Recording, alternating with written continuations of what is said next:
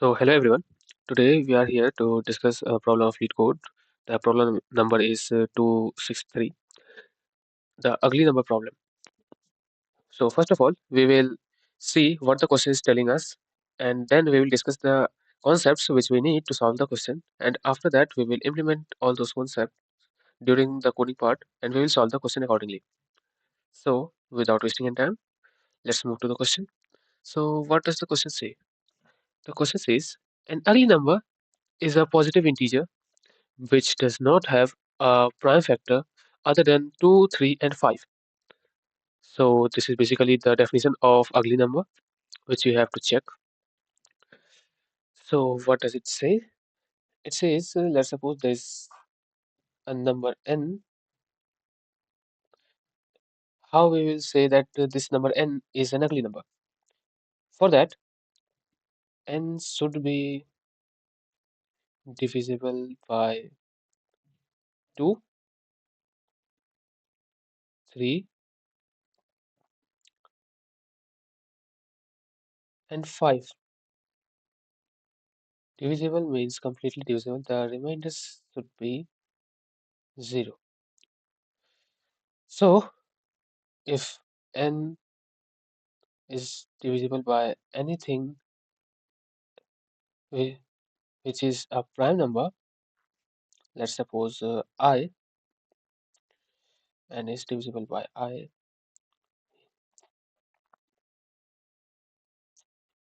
and I is a prime number, is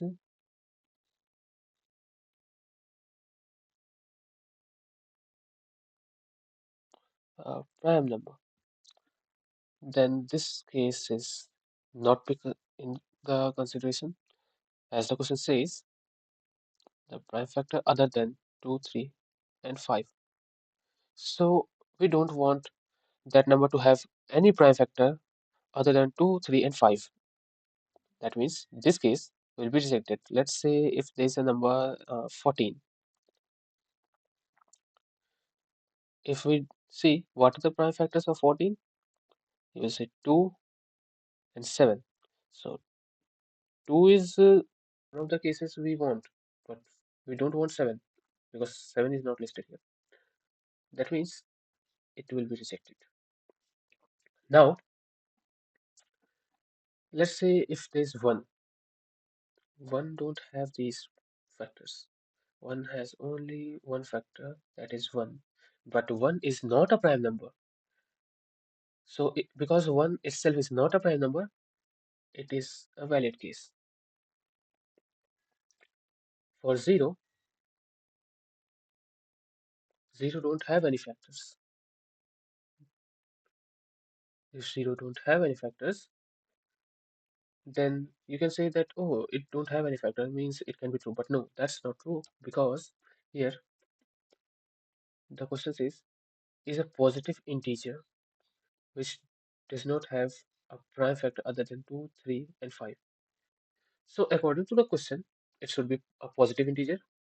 Generally, positive integers start from +1, but 0 won't be a favorable case.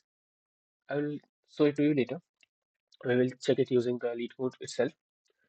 So after that, there is 2, 0, 1, then 2. 2 have the prime factor 2. 2 is itself prime. It do not have 3 or 5. But what is the question telling us? Read the question other than 2, 3, and 5. So the question is not telling us that it should contain all these three, all of them, or any one of them. So we will consider that 2 will be a favorable case because it contains 2. Same goes for 3. 3 contains itself. So 3 will also be a favorable case. Now let's come to 4. What is the case for 4? It will be 2 into 2. It contains 2. So it will also be a favorable case. Same goes for 5, this logic, and for 6, 2 into 3.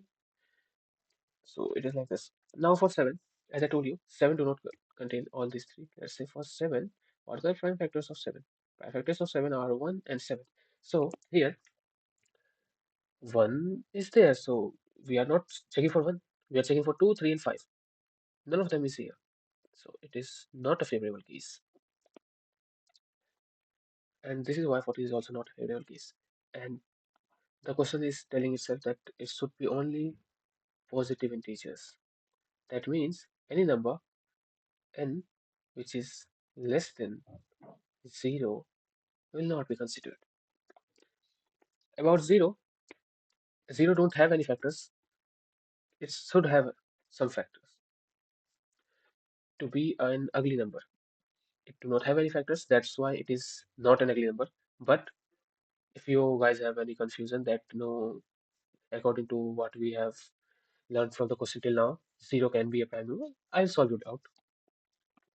So let's move back to the question. This is the explanation till now, the concept behind ugly numbers. I hope it is clear to you. You can pause the video and understand it. If you have any doubts, the comment section is open for you. Now, given an integer n, return true if n is an ugly number. So we will be given an integer input, which is n, and we have to return a boolean value which is true. True if the ugly number case is valid. So now we will move to the examples. When we input n is equal to 6, the output shall be true. Why? We can see the explanation. What are the prime factors of 6? 2 into 3 equal to 6. Or if you want to elaborate it, the prime factors of, let's just take all the factors of 6. What are the factors of 6?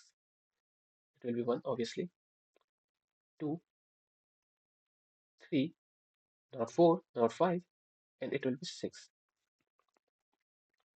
So these are the factors here. 1 is not prime, so we don't care whether it have a composite number. 6 is also not a prime number, so we don't need to check for it. They are, that's fine. But according to the question, we have to check that the factor should not be any prime number except for these three. So we are only checking for prime number. There's no condition for the composite numbers, so we don't care what composite numbers are the factors of that number. Now you can see is equal to 2 into 3. So it is 6, then it is an ugly number because it contains 2 and 3 and no, not any other prime number except for 2, 3, and 5. So it is an ugly number. Now moving to the example number 2, n is equal to 1 as I told you before. Output will be true. Why? The explanation says 1 has no prime factors. That means 1 do not have any other prime factor except for 2, 3, and 5. Actually, it don't have any. So when 1 don't have any prime factors, then that means 1 will also not be having any prime factors rather than except for 2, 3, and 5. So that's why 1 will be an ugly number and the output will be true. Now for the third example, n equal to 14. Output is false. Why? 14 is not an ugly number since it includes prime factor 7. As I told you before, 14 equals to 2 into 7. 2 is the desired prime number we want, but 7 is not the desired prime number. So that's why we will not consider it as an ugly number. So now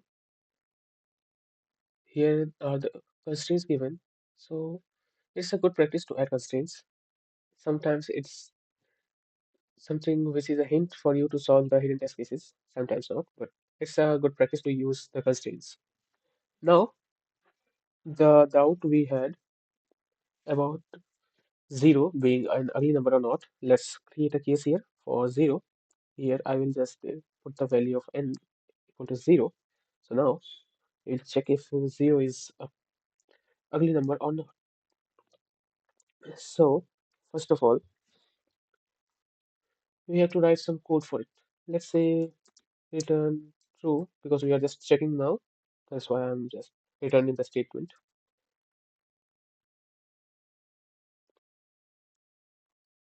So now we have 0 here.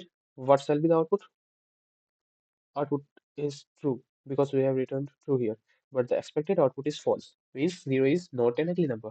So that's how you can check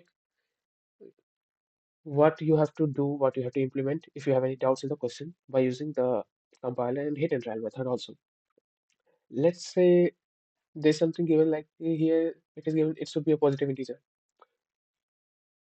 So if you want to like check it, we already know that it should be a positive integer, but just for demonstration, I'm also showing you this. I will take another test case and I will put a negative integer here, and here I will check it. Here I'll run it. Now the test case is returning true because I have returned true here, but the expected output is false. So that's how you can check the question with the compiler too. Now, as I told you before, if there is 2, 3, or 5, it will also be considered. So if you want, I can create a test case for that also. Let's say we have 2 here. Now let's see what is the output for 2. So the test case is passed. The output is true, the expected output is true. So 2, 3, and 5 will be passed. So now let's go to the coding part as we have understood the question clearly. Let me just remove the test cases which we don't want.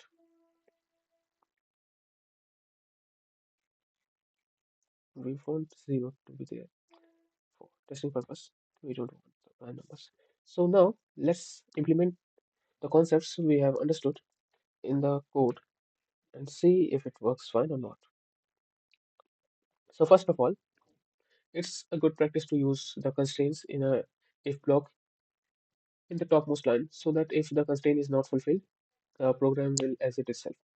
So for that, I'll just use an if statement here minus math dot power to 31 is greater than less than equal to n, and n is less than equal to power of 31. So we want this condition to be true for the further code execution.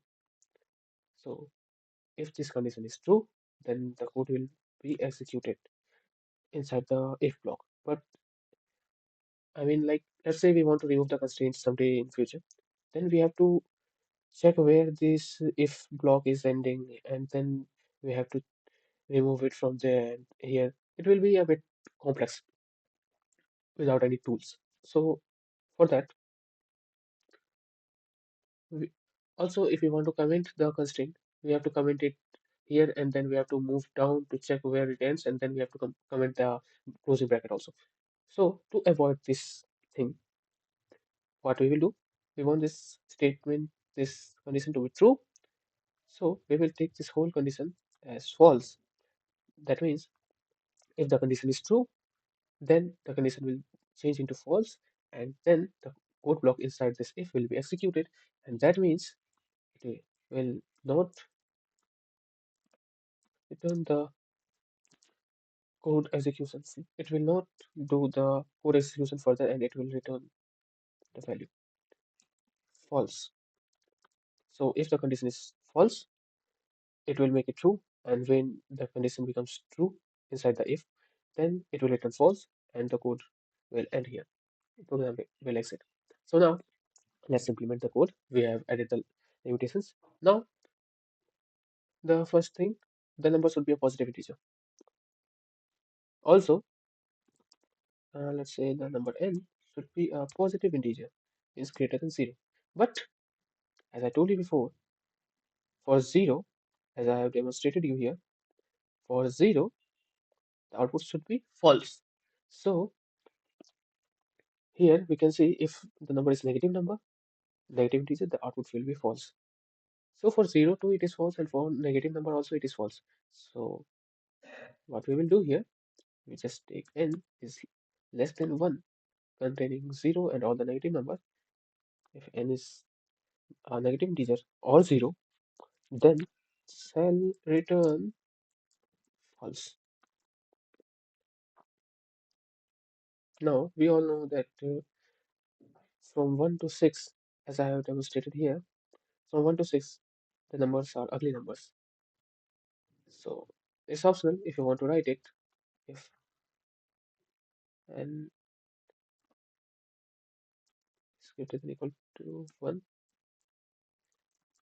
and n is less than equal to 6, then it will return true.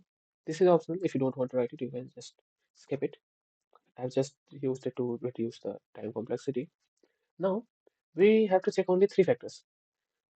So for that, I will be taking an array here of factors.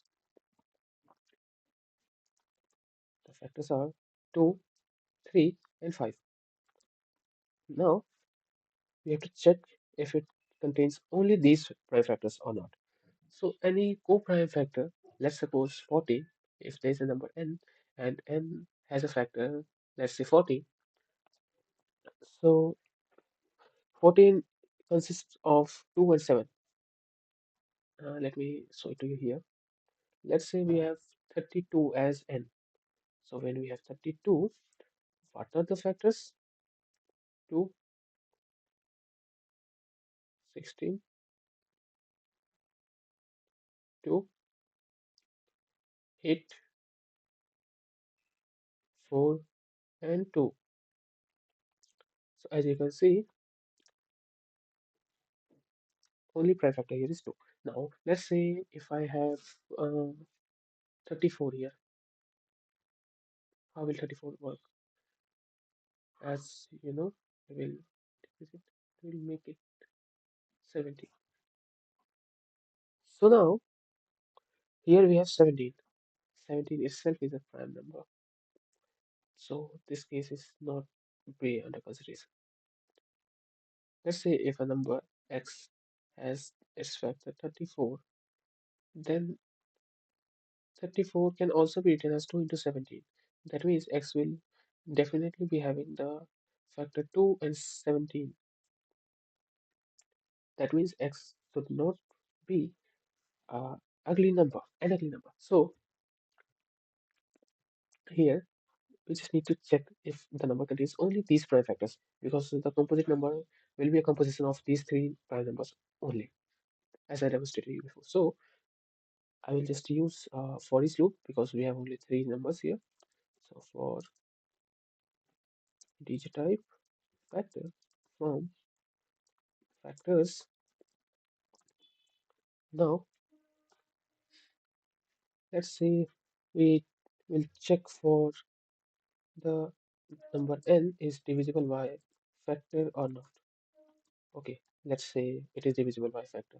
Like in this case, 34 is divisible by 2. Okay, but it contains 17. So we have to check it again and again till the answer is 1. Like this. In the case of 32, the answer is 1, right? So we have to check till the answer becomes 1. Or let's say for 6, let me show you something more. It is 3, right? So for 3, it becomes 3 and it is 1. So again, we are getting 1 here. Now we have to check if the resultant is 1, but we have to also keep it in mind that the factors shall be among 2, 3, and 5, any composition of these three prime numbers. So that's why I am taking this loop here, while loop, because we don't know how many times we have to multiply which prime number. No? So here in this while loop, it will check if the number is divisible by any of these prime numbers. If yes, then what we will do? We will update the value of the input number. Let's say it is factor. No? Let's say it is divisible by 2. So we will just divide it by 2 and update its value. For example, if we are taking 32, we will just divide it by 2 and the resultant is 16. So we will update the value to 16. Then we will check again for 16. 16 is divisible by 2. Yes, it is. Then we will again update the value. And this is how this while loop will work. Let's say if we have 6. So first we will check for 2. 6 is divisible by 2. So it will work fine. And we will update the value. So what will be the value for it? It will be 3. So now in the while loop, 2 is 3 is not divisible by 2. So this while loop will not work and we will get out of this while loop into the for loop. And inside this for loop, we will check for the next factor, which is 3. So here inside this, 3 is divisible by 3. So we will again enter in the while loop and then 3 will divide it and update the value and make it 1. Now, 1 is not divisible by 2, 3, 5, or any number. As I told you before, 1 has only a single for factor, which is itself. So now, after we get 1, it will return or any other number which contains any prime factor other than these three. It will get out of this for loop. So now we have two types of cases here. First, if the number is 1, which is the desired case that we want, or if the number contains a prime number which is not one of these three. So to check it, we have already updated the value of n. So we have to check the value of n. So I will just return the value of n. If it is 1, then this is what we want. Yeah. If it is not 1, then it will return false. So I hope the concept is clear to you and the coding part is also clear to you. This line is optional if you want to reduce the time complexity. So now I'll just run it. So as you can see here,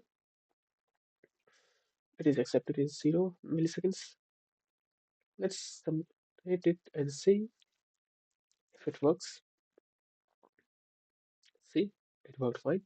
Here the runtime is 1 millisecond and the memory usage is 40.95 MB. So the memory usage is like this because we are using array here. When we use any data type, data structure, any primitive one or anything like array or linked list or anything, it takes some memory. So that's why the memory usage is much here.